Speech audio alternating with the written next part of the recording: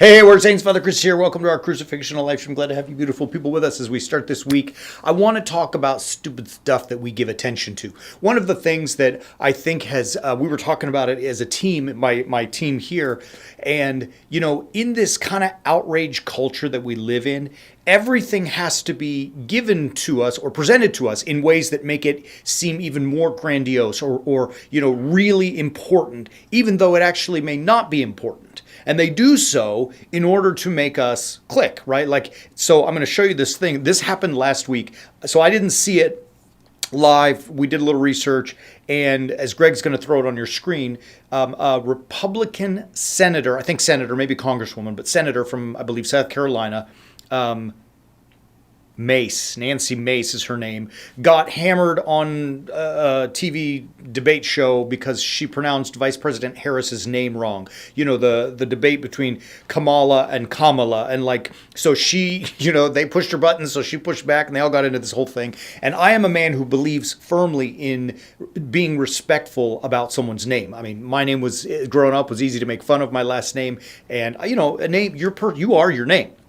What I was thinking about as I saw the article, it's like, this really isn't something that needs headlines, right? And you see the word CNN panel rages against Representative Mace and so on. It's all of the point I want to lead to is she should respect the vice president's name. We should all respect people's names. But why does this kind of stuff become so important? And I think the answer is because if we click, they get paid advertisements. And so the real problem isn't about the advertisers or, the psychology behind it. It's you and I, because we click it, because we see things that are not quite as important as more important than they should be. We're not looking at the things that are actually needful. We had in that internal conversation with my team, we came up with the idea or the solution, whatever, how do we say it? Whatever. We decided together that really 95% of things in life are not that important, right? It doesn't mean that we don't get things done. It doesn't mean that we don't, give the proper attention, but we don't have to let that kind of stuff lose our freaking minds, right? So that we're like, and if you pay close attention, do it. When you're on your socials or in whatever feeds you scroll through, look at the clickbaity terms. I mean, we do it. We've got to do it in order to get your attention, right? If I were just to say, read what Jesus says about this, you skip right over it, right? So if we put things like Paris Olympics outrage, it's the biggest video we've ever had, right? It just happens. 95% of stuff doesn't really matter, however. Give it the attention, put it away, and move on, right? So how do we come to see what the one thing really, or the few things that are needful, maybe the one thing? We're going to turn to the Gospel of Luke. Great story. Jesus. Now this is after, this is right after the Good Samaritan, right? So chapter 10, Good Samaritan. And then Jesus journeys on and he ends up in a small village and he sits in the house of two sisters, Mary and Martha, right?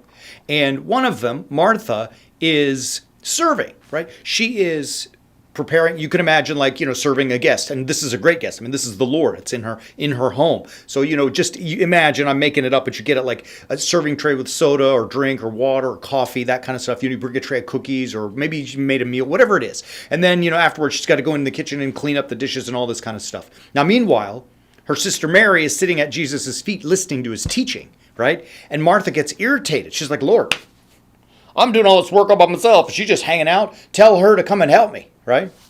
I do throw all those verses up. So Greg got the verses up. You could see my loose paraphrase.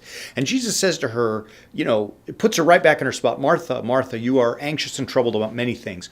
Only one thing is needful. Only one thing actually really matters. And Mary chose that good portion. What is that? To sit at the feet of the Lord and listen to his teaching. Right? So, I mean, that's a pretty clear statement that Jesus makes. Most of the things in life that we think matter actually do not matter.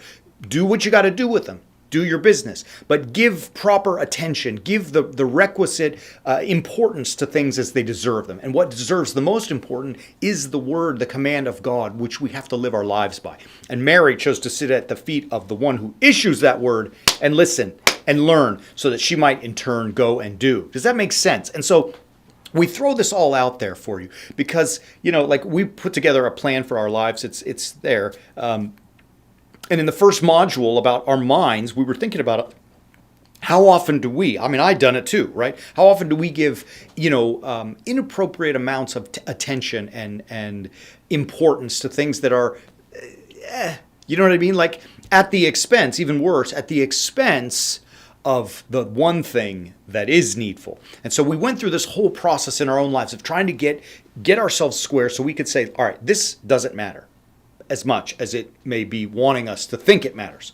This, however, really matters, right? And so, like, even just think about it, I came up with a list myself. I mean, obviously, preaching the gospel to me matters. My bride matters. My kids matter. Giving 100% to my physical health and to my work, that matters. Did there happen to be a fight on CNN and Fox News about a Republican senator who or a congresswoman who said, Kamala versus Kamala? I mean, like, I don't know. Is that important? She shouldn't do it, but like, am I going to lose my mind over it and get so sucked into all that kind of stuff? And that's the distinction I'm drawing. I spend my time fighting to be better at what I do, to stay healthy, to love my bride, to love my girls, love you guys. The rest, like, figure it out. You know what I mean? Like, so obviously, I'll end here. My list, there are other things on the list that are important, but you get the idea. Very few things are really, truly important. So assign proper value to the things that are you're consuming in your life, because you only have so much time. You only have so much bandwidth. You can only consume, your brain can only handle so much. Make sure you fill it up with the good stuff and not with the garbage and the clickbaity stuff that's out there. Make sure you fill your mind with the one thing that's needful. Love you. We'll be back tomorrow. As always, keep walking on the way of the warrior saint.